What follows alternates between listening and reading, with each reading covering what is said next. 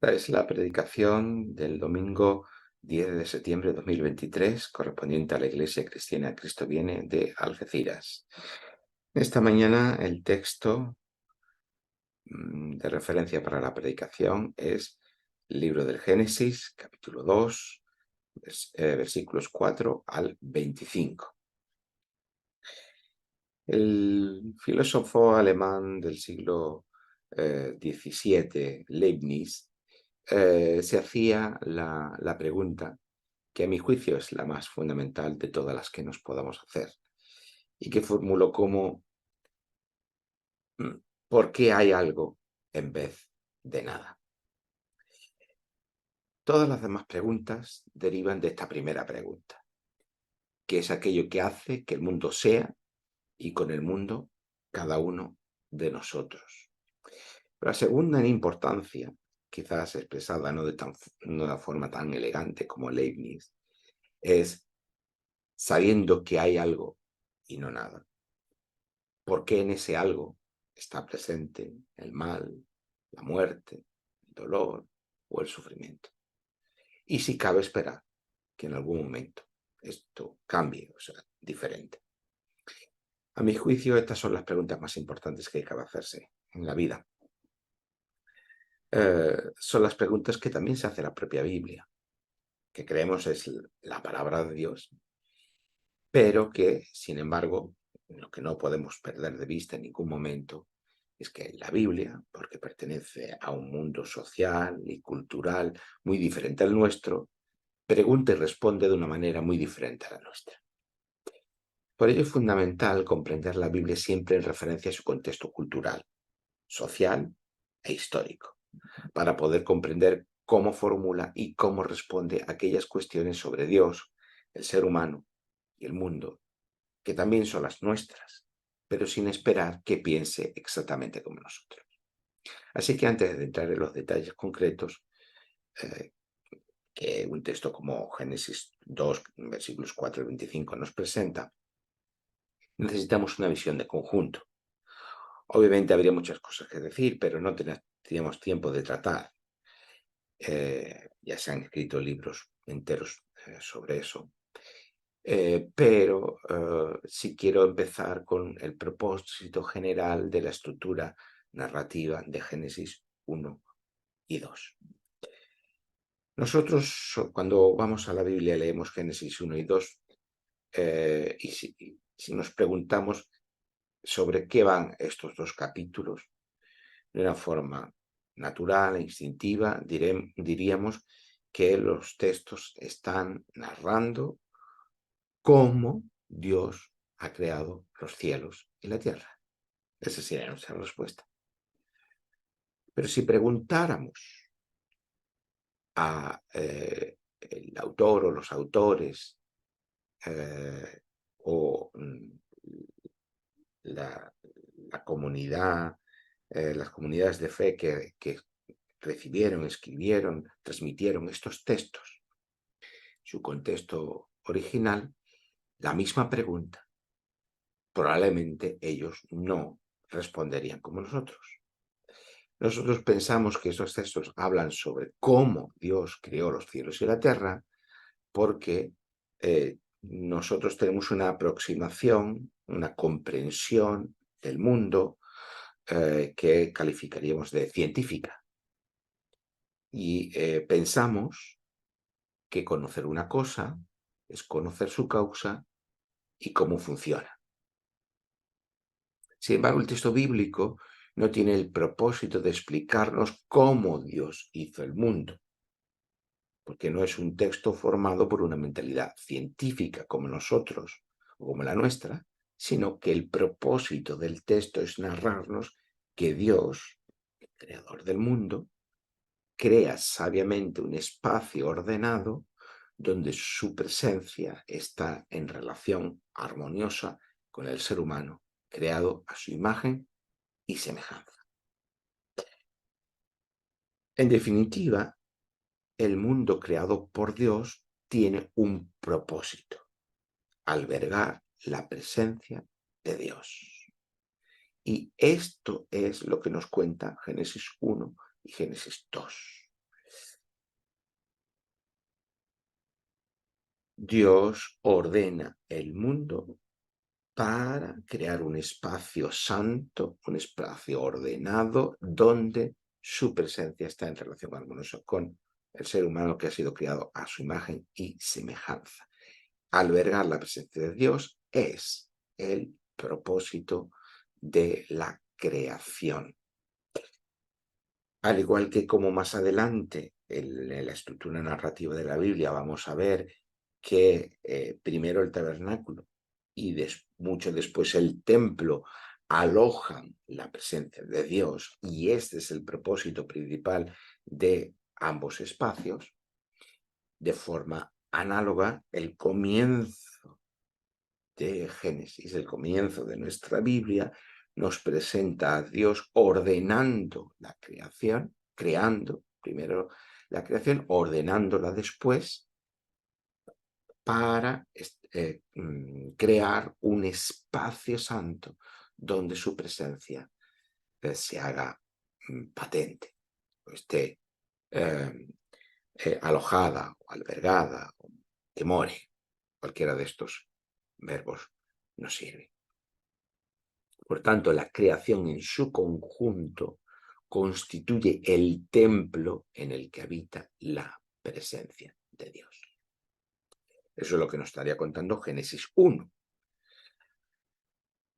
Y ahora veremos que nos cuenta Génesis 2. Pero Génesis 1 es que toda la creación constituye el templo en el que habita la presencia de Dios.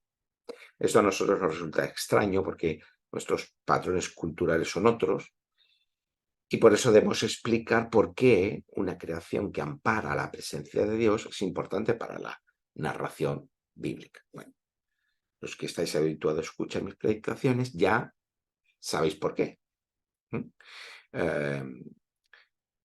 Teniendo en cuenta todo la narrativa bíblica de Antiguo y Nuevo Testamento. Ya sabemos por qué, pero como estamos empezando, pues en esta nueva temporada, empezamos la Biblia de nuevo otra vez, por tanto, nos tenemos que hacer esta pregunta. ¿Por qué una creación que ampara la presencia de Dios es importante para la narración bíblica? Debemos entender que en la Biblia Dios es fuente de toda sabiduría y orden, y que aunque el mundo ha sido creado bueno por Dios, como ya nos ha dicho Génesis 1, en la creación existe la posibilidad, según leemos en versículo 2 del capítulo 1 de Génesis, que Dios crea el mundo, pero el mundo estaba desordenado y vacío. No tengo ahora tiempo de explicar lo que eso supone y lo que significa, pero nos quedamos con esta idea de que Dios crea, pero una creación que es una creación buena. El propósito de Dios es siempre para bien, pero por el hecho de ser creación existe la posibilidad de que el mal y el desorden emerjan dañando la creación de Dios. En Génesis 1, eso solamente es una posibilidad o una potencialidad. Potencialmente existe esa posibilidad, aunque ahí en Génesis 1 todavía no se ha producido. Eso tenemos que esperar a Génesis 3. Pero el que Dios haya creado la creación buena no implica que no exista la potencialidad para el desorden, y con el desorden el mal. Bondad no es igual que perfección, pero esto hoy no puedo explicarlo, porque eso pertenece más a la reflexión de Génesis 1. Así que nos quedamos con esta idea. Por el hecho de que el mundo es creación y no es Dios mismo, no hay Dios y el mundo no están igualados, existe esa posibilidad de que el desorden emerja. En realidad en Génesis 1 tenemos no orden, Génesis 2 orden, Génesis 3 desorden. Pero como digo, esta secuencia hoy no puedo explicar.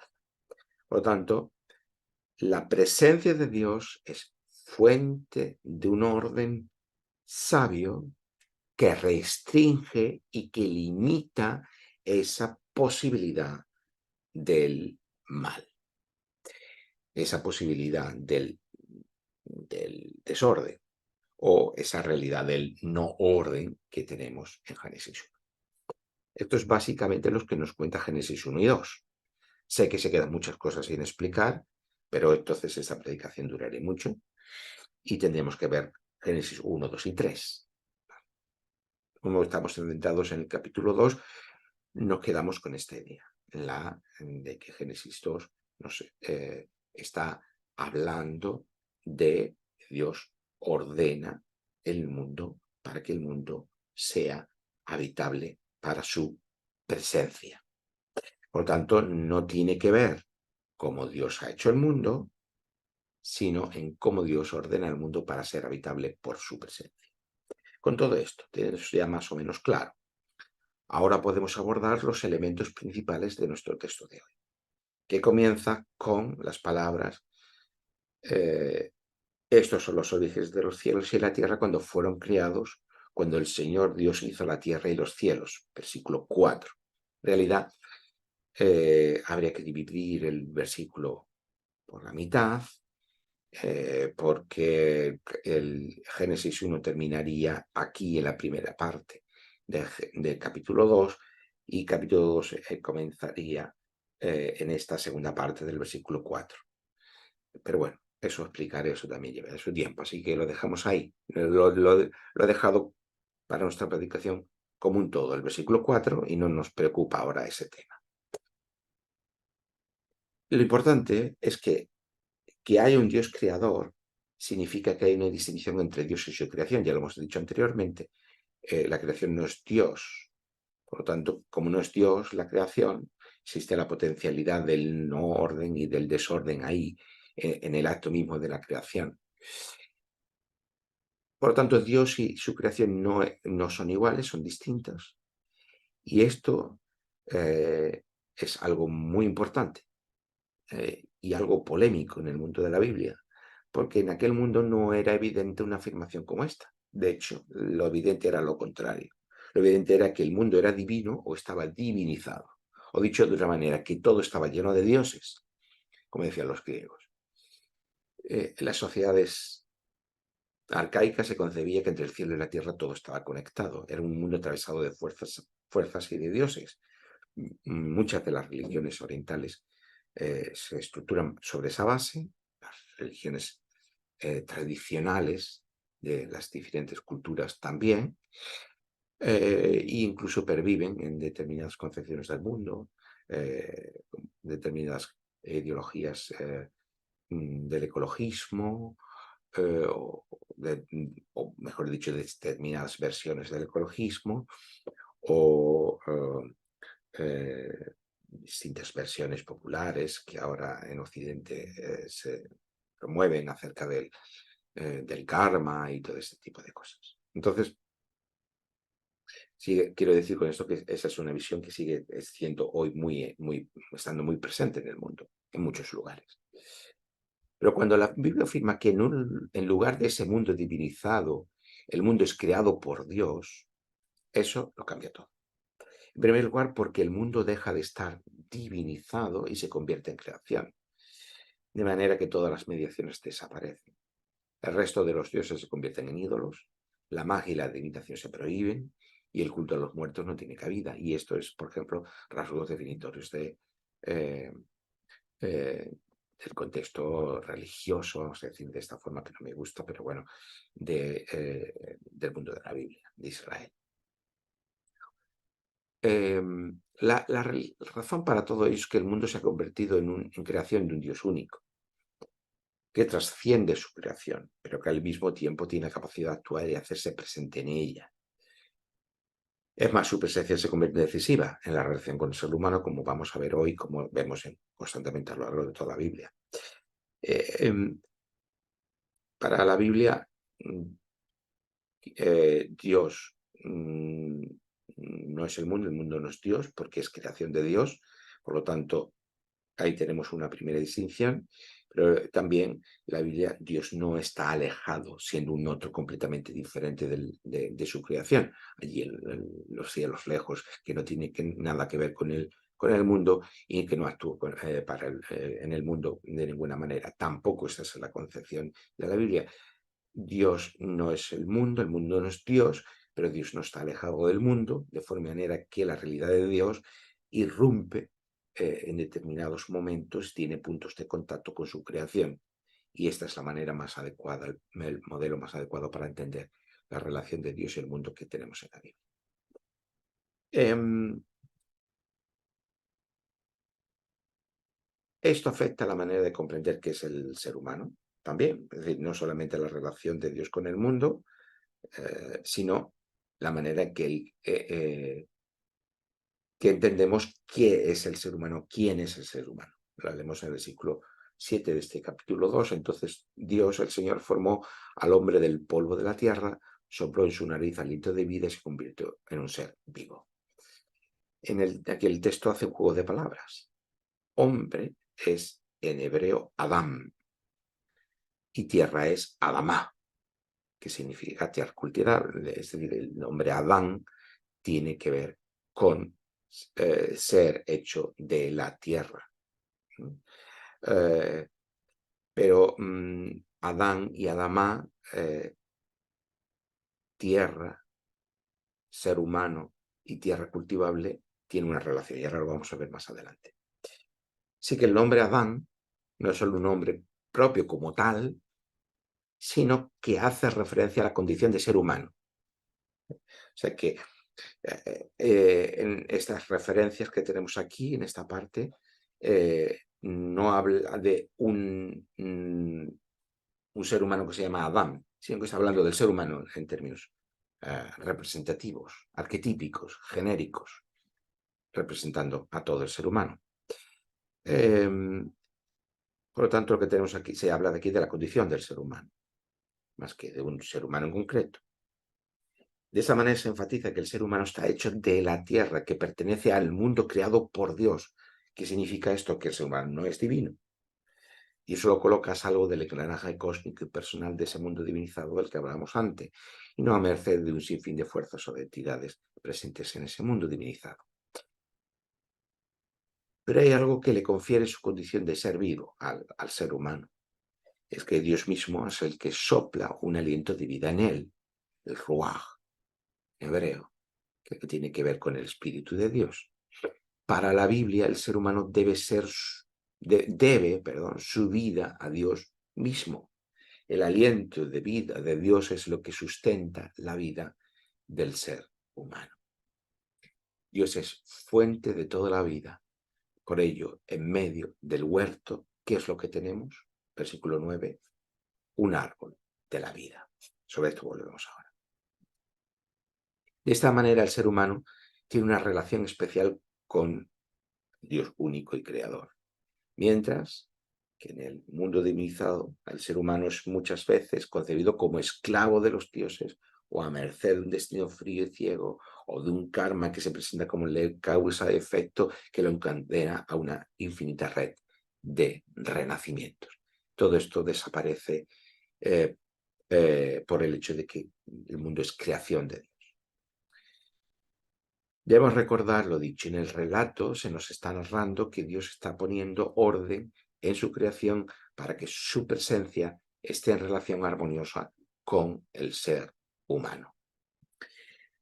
En Génesis 1, todo el cosmos es templo para la presencia de Dios, como ya hemos dicho, pero en Génesis 2, al igual que el templo después tendría un lugar santísimo, el tabernáculo y el templo tienen un lugar santísimo, ese templo cósmico de la creación tiene un lugar santísimo también donde habita la presencia de Dios, que es el huerto del Edén. O sea, el huerto del Edén hace las veces del lugar santísimo respecto al templo.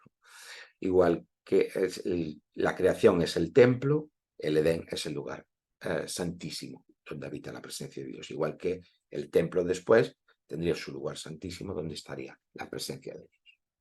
Esta era una forma habitual en el mundo antiguo para expresar que este es un lugar santo, es decir, que mora la presencia de Dios. Santidad hace referencia a aquello que está en relación con Dios. Esto es santo, aquello que está en relación con Dios. Allí donde está Dios, eso es un lugar santo. Todo lo que está en relación con Dios es santo. ¿Por qué? Porque Dios es santo. Aquello que califica a Dios es la santidad. Sobre eso hablaremos otro día. La referencia a un río que sale de Edén y que se bifurca en 4, tenemos los versículos 10, 11, 12, 13 y 14, que interrumpe un poco lo que es la narración en sí misma. Es no solamente una referencia geográfica, sino que el río indica la plenitud de vida asociada a la presencia de Dios. Por eso mismo, en la visión del templo renovado que tenemos en Ezequiel 47, también tenemos un río que sale del templo.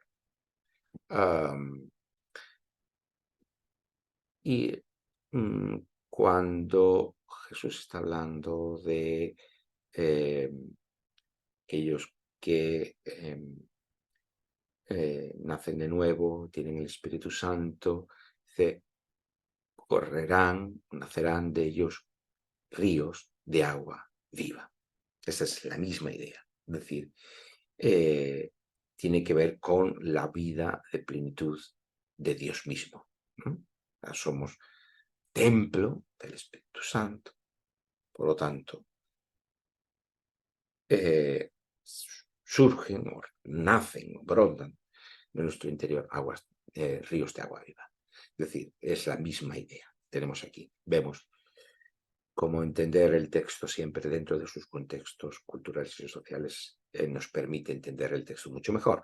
Por lo tanto, del Edén sale un río que después se bifurca en 4 y habla de la plenitud de vida asociada a la presencia de Dios. Ahí precisamente es donde se establece esta relación de Dios con el ser humano, en este lugar santísimo dentro de la creación, en este lugar santo, versículo 8, que es el jardín del Edén, en el que se sitúa en el Edén. Y como símbolos de esa presencia de Dios, tenemos dos árboles, el árbol de la vida, no en vano es el árbol de la vida, claro. Precisamente estamos hablando de todas esas mismas ideas, ¿no? El lugar donde está Dios, tenemos precisamente de donde mana la vida. Y el árbol del conocimiento del bien y del mal. Versículo 9. ¿Qué significan estos árboles? Bueno, ya hemos explicado bastante. Por un lado, que Dios es fuente de vida. Este es el árbol de la vida. Y por otro lado, que es fuente de sabiduría. Es el conocimiento del bien y del mal. Por tanto, ¿qué nos están diciendo esos dos árboles dentro de este espacio santo, dentro de la creación? Que la vida y la sabiduría vienen de Dios, que Dios es fuente tanto de la vida como de la sabiduría. Esto lo vamos a encontrar a lo largo de toda la Biblia. Y más adelante tendremos quién es, como dirá el apóstol Pablo, Jesús, el Mesías, sabiduría de Cristo, el Mesías, es sabiduría de Dios. Bien.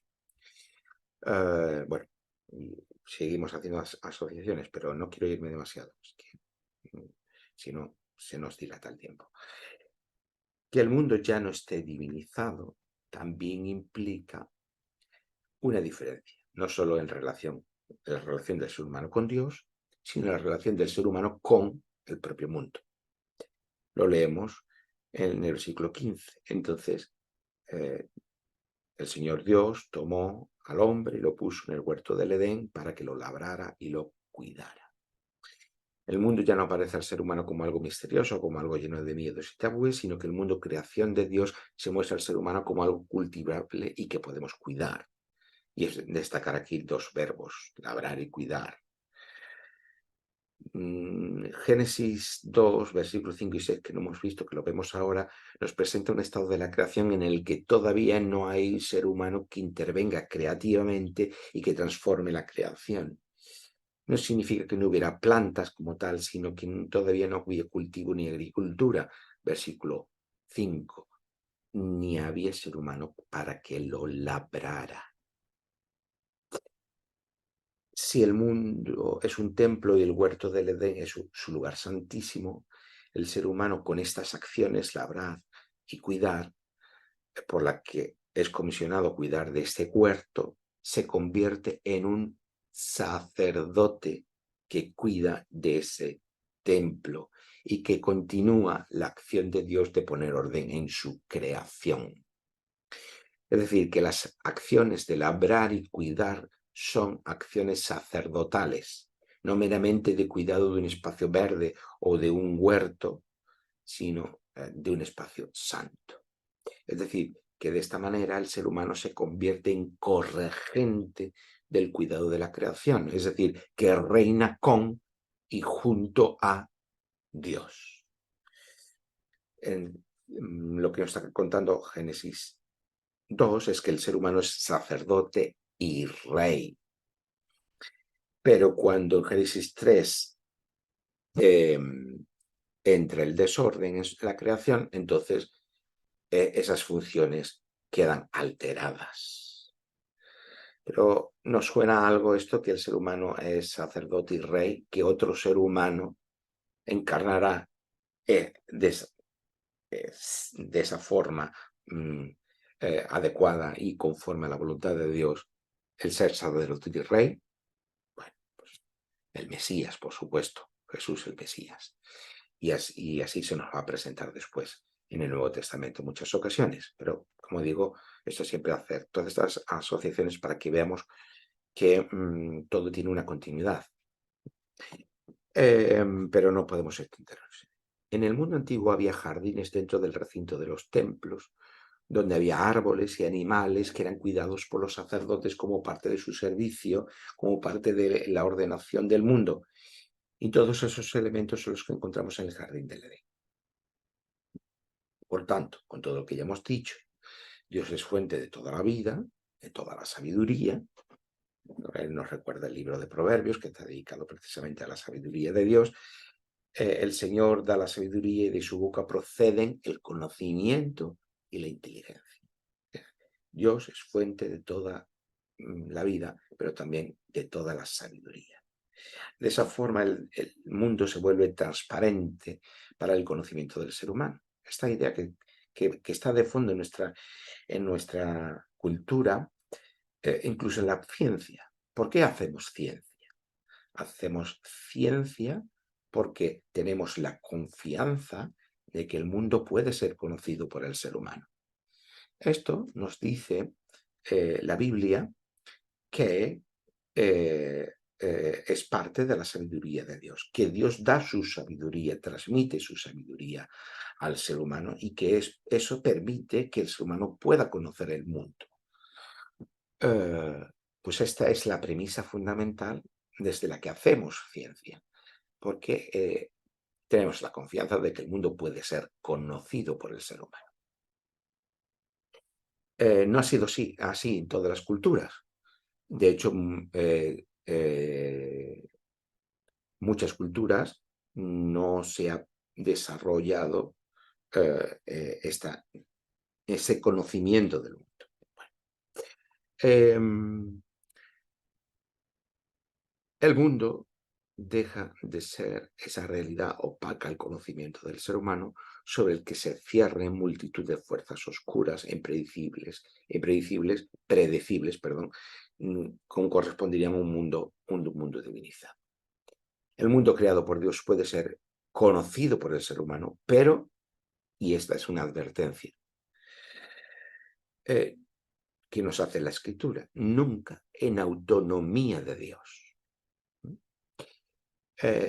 Por eso dice, versículos 16 y 17, y mandó el Señor Dios al hombre diciendo, de todo árbol del huerto podrás comer, pero del árbol del conocimiento del bien y del mal no comerás, porque el día que de él comas, ciertamente morirás. Esto que descontextualizado, al margen de su contexto cultural y social, puede parecer una orden arbitraria.